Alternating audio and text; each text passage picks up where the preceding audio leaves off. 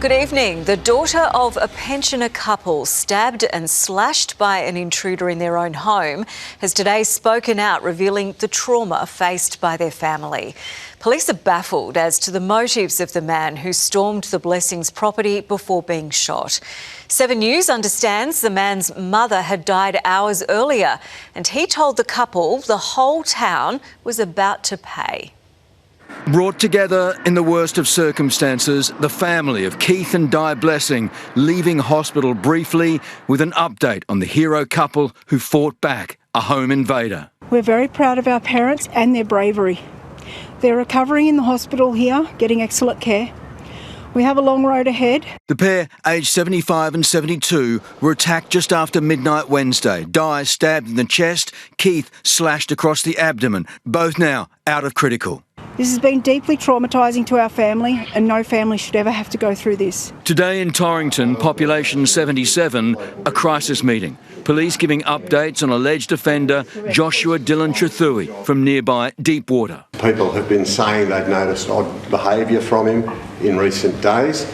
Locals rallying for Keith, concerned his self-defence move, shooting the alleged attacker in the stomach, could lead to charges. If he's charged, you're going to get a lot of noise coming from this community. If someone attacked me, my oath, I'm going to defend myself. No, I end up in court, Police won't rule it out. It's too early for me to say yes or no. The Blessing property is 5 kilometres from town. Trethewey's car found nearby. The outstanding question, why were they chosen?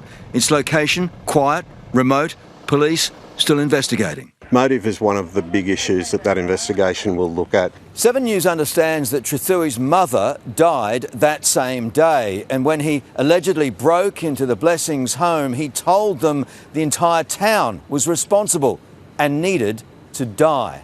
They're still waiting to interview Trethewey. He's currently in an induced coma, awaiting surgery. Revealing the entire confrontation was recorded on the 000 call. Chris Reason, 7 News. Senior police have defended their handling of a case involving a Maryborough teen accused of a school stabbing plot.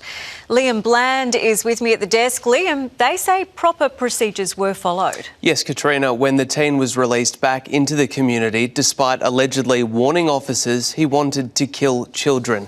Investigators say the 13-year-old boy was intending to target Albert State School. It's alleged he revealed his plan to officers when he was arrested armed with a knife at a local service station. He was cautioned and released, but arrested again 2 days later. Detectives have acknowledged there remains angst in the community. Some locals feel they've been kept in the dark since the alleged plot was revealed. It was 5 days before parents at the school received any communication about the investigation. We have to make sure that we do protect the integrity of the investigation, and information is released to the public as it's deemed appropriate. We learnt this week the teen was a recluse. He'd been absent from school for 2 years. The Department of Education is now reviewing its processes to determine if earlier interventions could have been put in place. Katrina, police are also not ruling out further charges. A magistrate will decide if the teen's to be freed on bail later this month. All right, thank you for that update, Liam Bland. There was early morning mayhem in Murarrie when an oil drum warehouse exploded into a fireball.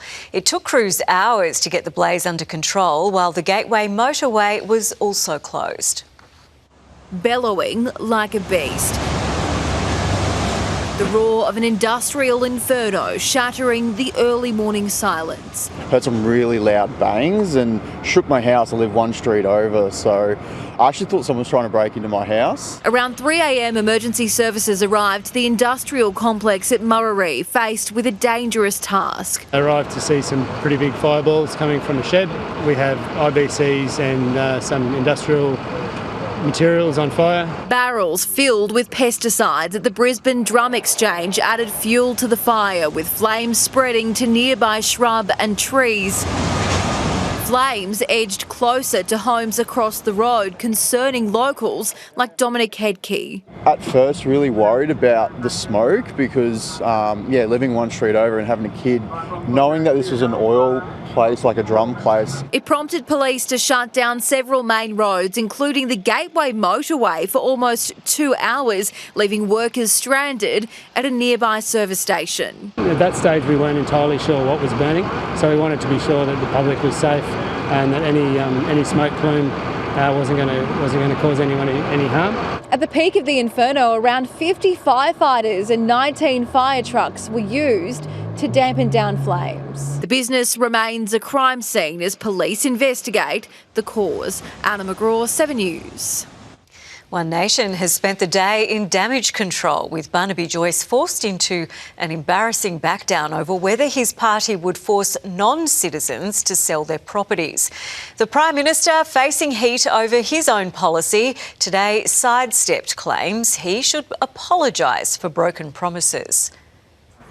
Barnaby gets bitten by the devil in the detail. Something of a train wreck interview. But One Nation star recruit pressed on his party's plan to force the sale of homes owned by foreign citizens. Does it apply to permanent residents as well? Well, it does. No, it doesn't. Joyce rushing to organise a second You have a change of policy. mop up the mess interview. No, we are not going to be kicking permanent residents out of their house. Barnaby's boss praising the fact he corrected the record instead of lying to avoid embarrassment. Now the party appears to have tweaked its position on the 40,000 homes registered as foreign owned. So One Nation's policy is that Australian homes should belong to Australian citizens and residents of Australia. What you are seeing is the rise of populism. One Nation is promoting grievance-based politics, says the Prime Minister, though Anthony Albanese is defending his own housing changes. If anyone out there thinks that the housing market is working, then they're bonkers. He'd previously promised not to make the capital gains tax and negative gearing changes announced last month. Do you owe an apology over that? It wasn't our policy. I'm not interested in word games. That broken election promise goes on damaging the government. Mind you, One Nation took some damage today. That confusion over an important part of their housing policy, begging the question, how much detail is there behind other One Nation policies? On housing, though, the party did spell out a few specifics today, including, it says, if foreign citizens ultimately fail to sell their Australian homes, One Nation's policy would see them sent to jail for up to 10 years. Katrina.